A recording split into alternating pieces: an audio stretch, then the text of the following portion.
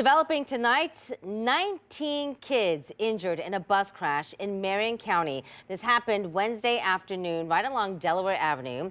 The police department says the bus and a car both trying to enter an intersection when the two crashed. Tonight, that crash is under investigation. The driver of the car was cited in this, and 10 TV's Tara Jabor spoke to concerned parents and the district today about what happened.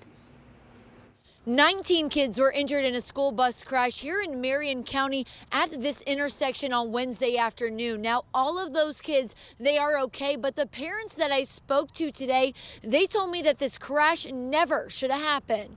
Wednesday afternoon, Brett Gorel and Jenzy Jerome got a phone call saying their kids were in a crash. An emergency. My kids are in a crash. The first thing comes to mind is, oh my God. I got a phone call. I know my daughter called, but then there were several other kids in the background screaming and yelling, saying I need to hurry up. Brett had 3 of his daughters on the bus, and Jenzy also had 1 daughter on the bus. Both of the parents told me they were scared. All of the kids were injured and taken to the hospital. One of them got a concussion and a whiplash. They did 45 stitches inside and out, and then they bandaged it. She'll be on crutches for about 2 weeks. Jenzy and Brett say they have heard complaints from their kids about the bus driver for months. We asked the district, and they told us they have no official report of complaints. I think it's a disaster. It's a mess. It could have been prevented a long time ago. Today, I sat down with the superintendent and Marion police. Police say they are unclear what the color of the light was during the crash. They both had a yellow light or they both had a red light.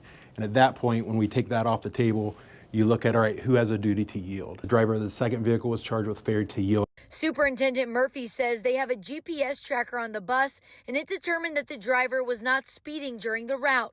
He says the driver is on administrative removal with pay pending the investigation. What has your message been to those families who say, I'm a little bit worried now to put my student on a school bus? What's your message to them?